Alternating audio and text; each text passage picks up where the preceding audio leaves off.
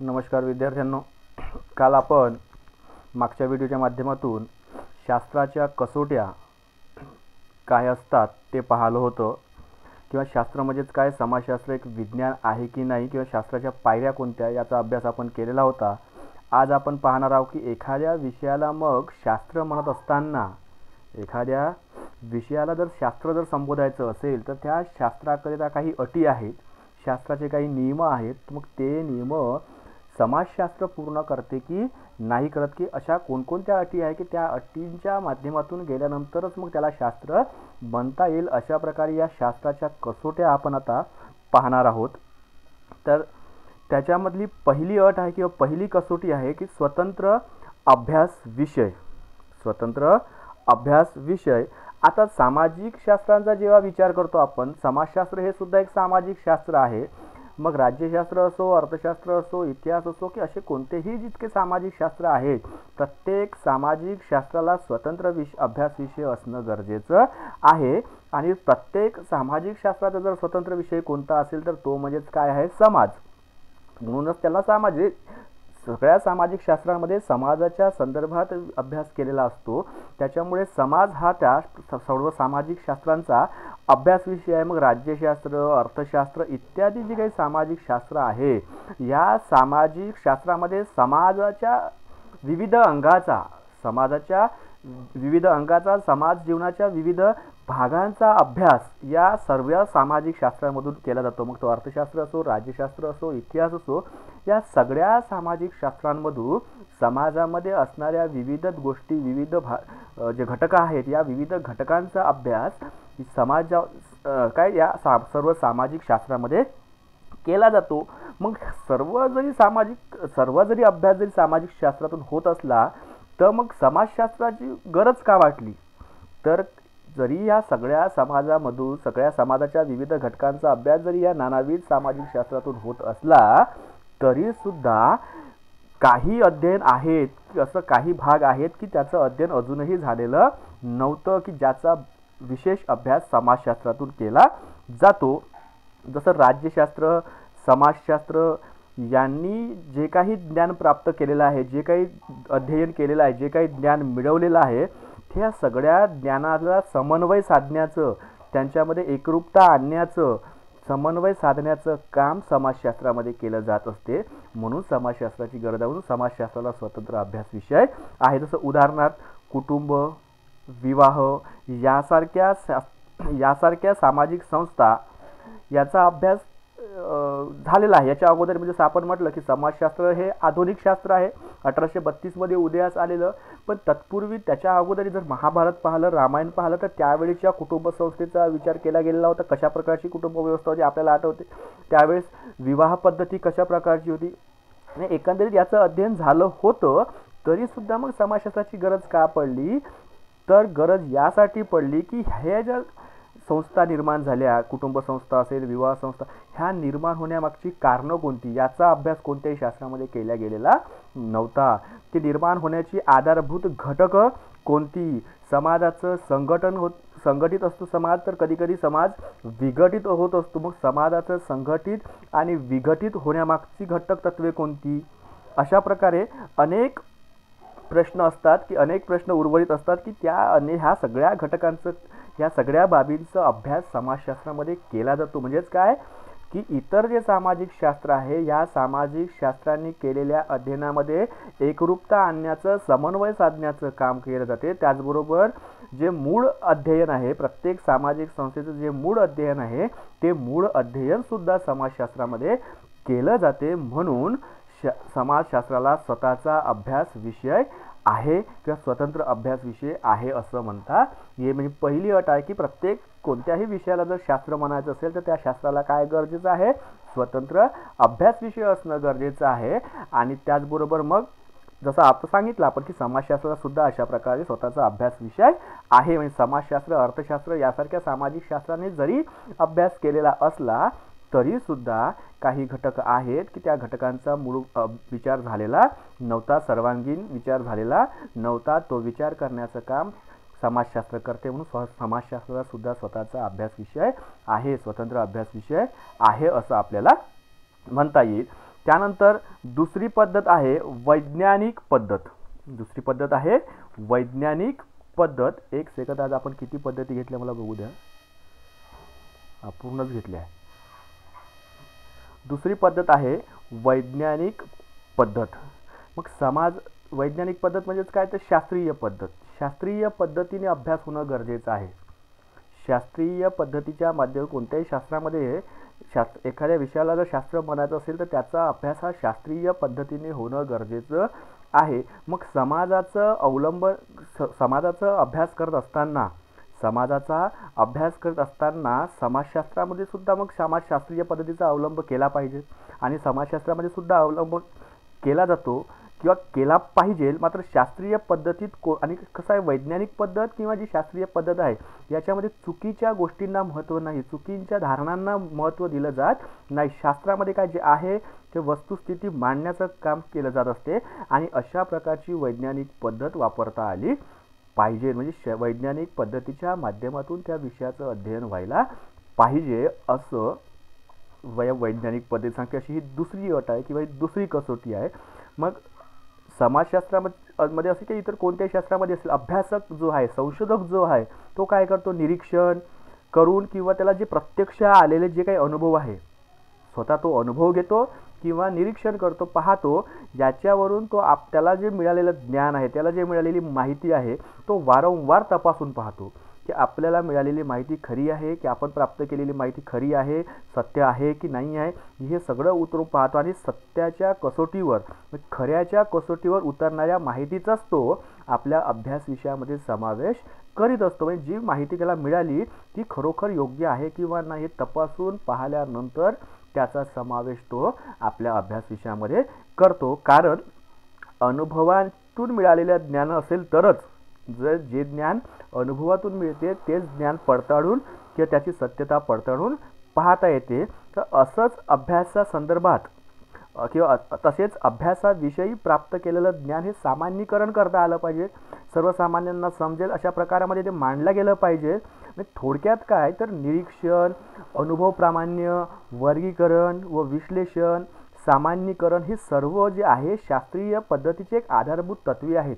वैज्ञानिक पद्धतीची आधारभूत तत्वे आहे कोणती, निरीक्षण, अनुभव प्रामाण्यवाद, वर्गीकरण, विश्लेषण, सामान्यीकरण, ह्या ज्या पद्धती आहे ह्या किंवा हे जे घटक आहे हे घटक वैज्ञानिक पद्धतीचे आधारभूत घटक आहे. म्हणजे याचा वापर विषयामध्ये केला गेला पाहिजे. जर कोणत्याही निवड समाजशास्त्राचाच विचार नाही तर कोणत्याही ज्याला आपण ज्या विषयांना शास्त्र असं म्हणतो, ज्या विषयाला मागं शास्त्र लावतो त्या सगळ्या शास्त्रांमध्ये अशा प्रकारे वैज्ञानिक पद्धतीचा वापर होणं गरजेचं आहे. म्हणजे पहिली अट काय होती की पहिली कसोटी काय आहे की त्या विषयाला स्वतःचा अभ्यास विषय असणं गरजेचं आहे आणि दुसरी अट काय आहे की त्या विषयाचा अभ्यास हा वैज्ञानिक पद्धतीच्या माध्यमातून किंवा शास्त्रीय पद्धतीच्या माध्यमातून व्हायला पाहिजे. अशा प्रकारे ह्या दोन कसोटी आल्या का लक्षात.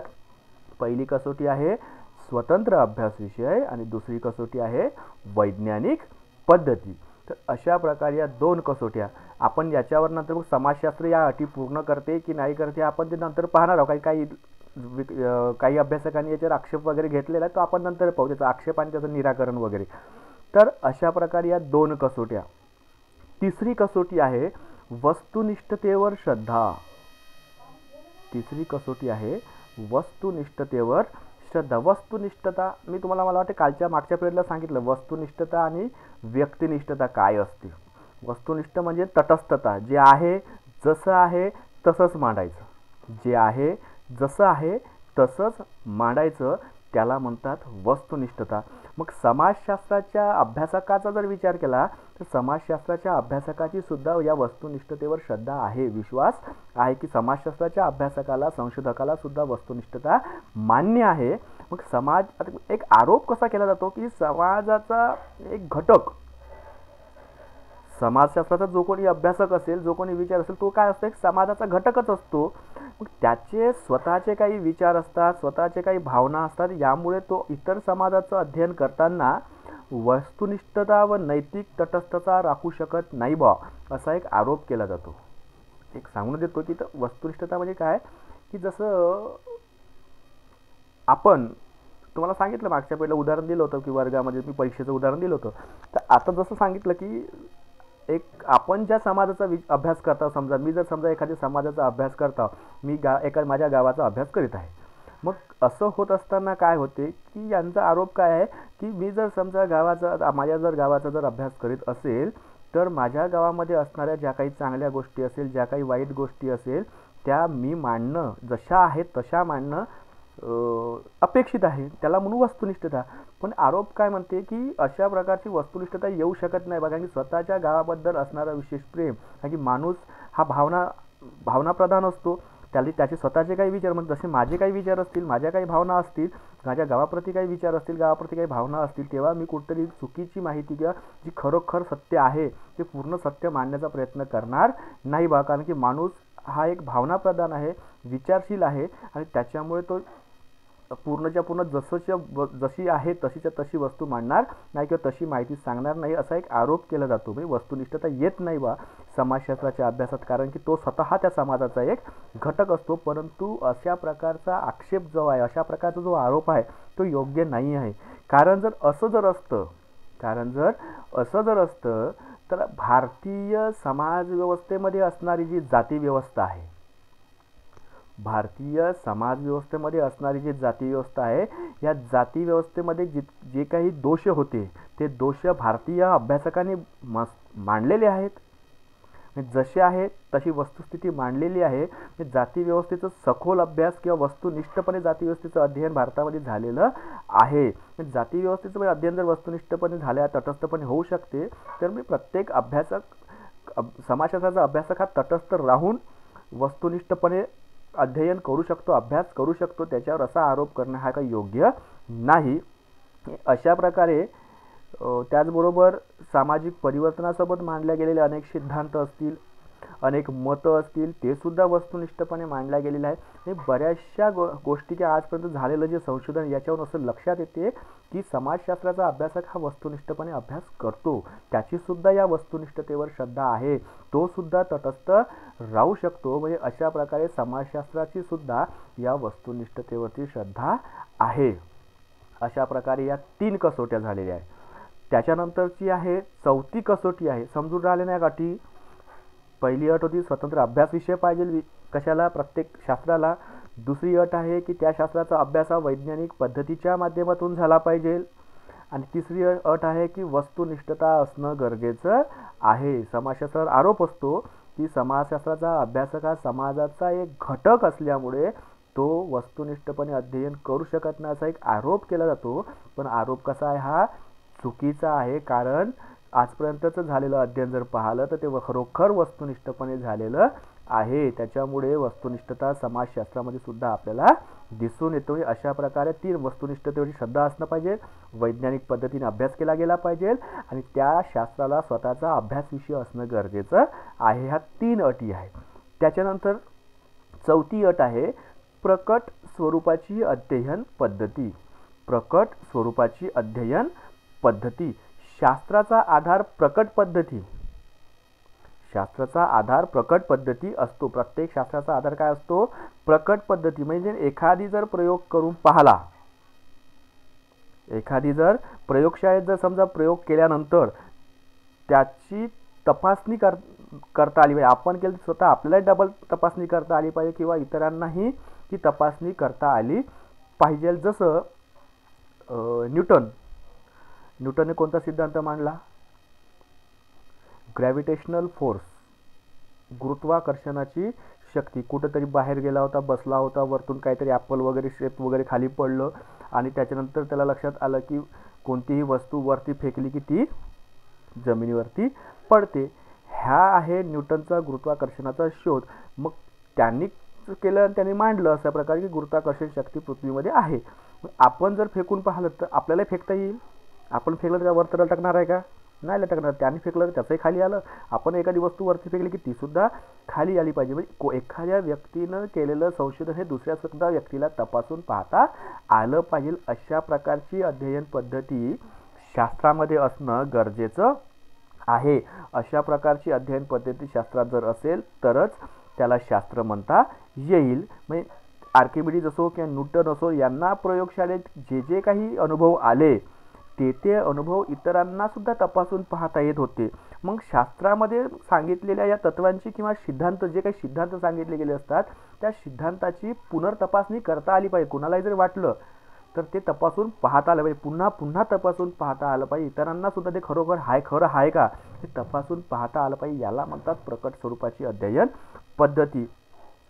म्हणजे कोणालाही ते तपासून पाहण्याची संधी प्राप्त झाली पाहिजे. त्याचबरोबर इतर जेव्हा तपासून पाहतील तेव्हा लोकांना खरोखर ते योग्य आहे की नाही आहे, काही लोक त्याच्यावर टीका करतील, काही लोक त्याच्यामधून पुन्हा चुका काढण्याचा प्रयत्न करतील, आणि अशा चुकातूनच शास्त्रांमध्ये विविध प्रकारचे नवनवीन संशोधन निर्माण होत असतात. त्याच्यामुळे शास्त्राचा विकास होत जात असतो. अशा प्रकारे पुनर्तपासणी करता येणं गरजेचं आहे. अशा प्रकारे प्रकट स्वरूपाची अध्ययन पद्धती असायला पाहिजे. मग समाजशास्त्रामध्ये अशा पद्धती आहे का? समाजशास्त्रामध्ये या पद्धती आहे किंवा नाही, तर ऑगस्ट कॉम्टपासून, समाजशास्त्राचे जनक ऑगस्ट कॉम्टपासून तर भारतीय समाजशास्त्रज्ञांचा जर विचार केला तर डॉक्टर श्रीनिवास असेल, डॉक्टर घुरिये असतील, यांच्यापर्यंत अनेक शास्त्रज्ञांनी समाजाच्या संदर्भात समाजशास्त्रामध्ये ज्या मांडलेल्या नानाविध संकल्पना आहेत, नानाविध मांडलेले सिद्धांत आहेत, ते सुद्धा तपासून पाहण्याचा अधिकार इतरांना दिलेला आहे. म्हणजे काय इतरांना दिलेला आहे ते सुद्धा आपल्याला तपासून पाहता. अनेक समाजशास्त्रज्ञांनी आतापर्यंत जे काही सिद्धांत मांडले असतील, ज्या काही संकल्पना मांडलेल्या असतील, त्या सगळे सिद्धांत, ते सगळ्या संकल्पना कोणालाही तपासून पाहता येते. आणि जर समजा काळाच्या ओघात जर तो सिद्धांत आज जर योग्य वाटत नसेल तर त्याच्यावरती टीका करण्याचा अधिकार, त्याच्यामध्ये बदल करण्याचा अधिकार इतर समाजशास्त्रज्ञांना, इतर समाजाच्या अभ्यासकांना आहे. म्हणजे प्रकट स्वरूपाची अध्ययन पद्धती समाजशास्त्रामध्ये सुद्धा राबवल्या जात असते. म्हणजे अशा प्रकारे ह्या 4 अटी. त्याच्यानंतरची 5वी कसोटी आहे प्रयोग पद्धतीचा अवलंब. प्रयोग पद्धतीचा अवलंब. शास्त्रामध्ये प्रायोगिक पद्धतीला विशेष महत्त्व आहे. शास्त्रामध्ये प्रायोगिक पद्धतीला विशेष महत्त्व आहे. आता विशेष महत्त्व यासाठी की प्रयोग करून माहिती गोळा केल्या गेली पाहिजे.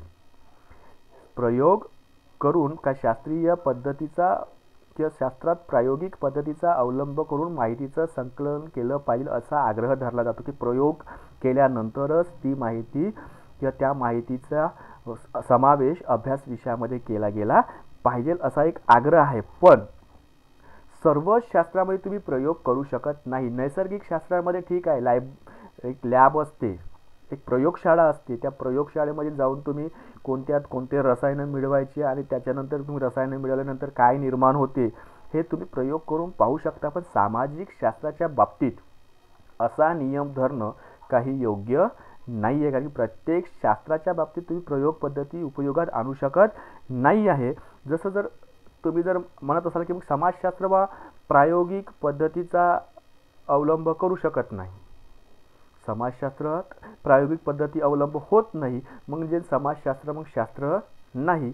मग समाजशास्त्र जर शास्त्र होऊ शकत नाही तर मग खगोलशास्त्र माहिती आहे का? खगोल, भूगोल, खगोल, तर खगोलशास्त्राला सुद्धा शास्त्र म्हणता येणार नाही. कारण खगोलशास्त्रामध्ये कशाचा अभ्यास होतो? हे जे ग्रह आहे, तारे आहे, त्या ग्रहांचा, त्या ताऱ्यांचा अभ्यास कुठं होतो?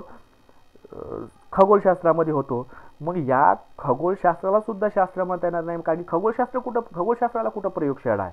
मग एखाद्या आणलं का मग ग्रहण कसं लागते पहा. मग एक दिवस जाऊन सूर्य घेऊन यायचा किंवा चंद्र घेऊन यायचा. मग चंद्र इकडे राहते, मग मधात पृथ्वी आणण्याची, पृथ्वी आली का बा असा उजेड, त्या सावली वगैरे, पृथ्वीची सावली चंद्रावर पडली की मग चंद्र ग्रहण होते. असं दाखवता येते का आणून प्रयोगशाळेमध्ये? नाही ना. तरी खगोलशास्त्राचे जे खगोलशास्त्रामध्ये खगोलशास्त्राच्या मध्ये जे अभ्यास होतो ग्रहताऱ्याचा, त्याच्या आधारावर कधी अमावस्या आहे, कधी पौर्णिमा आहे, कधी ग्रहण आहे हे सांगितले जाते. त्याला जर शास्त्राचा दर्जा आहे का? की तिथं कुठं प्रयोग करून पाहता तुम्ही? आणलं का आपण ग्रह आले, बुध, शनी, गुरु, शुक्र आणले, पृथ्वी आणली, चंद्र आणला, सूर्य आणला आणि एकमेकाच्या समोर मांडले, असं काही करून पाहतो का आपण? असं तर काही होत नाही. कोणी किती म्हटलं की मैं तेरे चांद तोड के लाऊंगा आणि तारे तोड के लाऊंगा, आणता येते का? ठोकणार आहे सगळं. असं आणता येते की नाही? मग खगोलशास्त्राला शास्त्र म्हणताना त्याचे काढलेले निष्कर्ष कितीतरी अगोदरच काढून ठेवलं की इतक्या आपल्याला वर्षाच्या अगोदर कॅलेंडर निर्माण होते, माहीत होते की कधी पौर्णिमा आहे, कधी अमावस्या आहे, सगळंच माहीत राहते. म्हणजे त्याला शास्त्र म्हणता येईल. म्हणजे प्रयोगशाळेचा हा जो आग्रह आहे की प्रयोगशाळा पाहिजेलच किंवा प्रयोगाचाच वापर करून अभ्यास केला गेला पाहिजे, हा आग्रह कुठे चुकीचा आहे. असा आग्रह धरणं काही योग्य नाही आहे. म्हणजे प्रयोगशाळेच्या किंवा प्रायोगिक पद्धतीचाच वापर करून अवलंब केला पाहिजे असं काहीही नाही. म्हणजे समाजशास्त्राच्या अभ्यासकाला प्रयोग पाहिजेलच असं काही नाही. याचा अवलंब करणं आणि ज्या ज्या ठिकाणी खरोखर जर आवश्यक असेल तिथं प्रयोग करूनही पाहता येईल. म्हणजे एकंदरीत काय की आग्रह चुकीचा आहे, परंतु जर वाटत असेल एखाद्या प्रसंगी तर तसा प्रयोग समाजशास्त्रामध्ये सुद्धा केला जातो. म्हणजे प्रायोगिक पद्धतीचा वापर सुद्धा थोड्याफार प्रमाणात का होईना समाजशास्त्रामध्ये केला जातो. आणि शेवटचं अट आहे, शेवटची कसोटी आहे संभाव्यता कथन. संभाव्यता म्हणजे भविष्य कथन. म्हणजे येणार समोरच्या काळात काय घडणार आहे, समोर काय होणार आहे याचं नैसर्गिक शास्त्रामध्ये सांगणं शक्य आहे. कारण की नैसर्गिक शास्त्राचा जो अभ्यास विषय आहे मुळात निर्जीव वस्तूंशी असल्यासारखा आहे किंवा निर्जीव वस्तूंशी आहे, त्याच्यामुळे त्यांना सांगता येणं सोपं आहे. परंतु समाजशास्त्राचा अभ्यास हा मानवी समाजाशी आहे. समोरच्या काळात मानवी वर्तन नेमकं कशा पद्धतीचं असेल हे सांगता येणं. जसं म्हटलं आपण की या एखाद्या व्यक्तीने दुसऱ्या व्यक्तीला जाऊन कानफडात मारली तर आपण सांगू शकतो की यानं त्याच्या कानफडात मारल्यावर तो त्याच्याही कानफडात मारेल असं आपण भविष्य कथन करू. पण कधी कधी काय यानं मारली पण तो नाही मारत, चुकलं ना भविष्य कथन. संभाव्यता कथन करता आलं पाहिजे, भविष्य कथन करता आलं पाहिजे. परंतु समाजशास्त्रामध्ये भविष्य कथन होतच नाही असंही नाही. समाजशास्त्राजवळ सुद्धा हे भविष्य कथन करण्याचं संभाव्यता कथन करण्याचं सामर्थ्य आहे. कारण की ही सुद्धा एक महत्त्वाची कसोटी आहे. जसं रसायनशास्त्र, भौतिकशास्त्र यासारखे जे नैसर्गिक शास्त्र आहे यांच्यामध्ये 100% अचूक भविष्य कथन करता येते. परंतु कोणत्याही सामाजिक शास्त्राला जे कोणतेही असो, राज्यशास्त्र असो, अर्थशास्त्र असो, तुम्ही पहा ना अर्थशास्त्राच्या ज्या व्याख्या वगैरे बऱ्याचशा त्याच्यामध्ये एक वाक्य असते, एक शब्द असतो की समान परिस्थिती असताना. कोणत्याही व्याख्येची सुरुवात अशी होते, समान परिस्थिती असताना. म्हणजे ती परिस्थिती असेल तरच तो सिद्धांत किंवा नियम लागू होतो.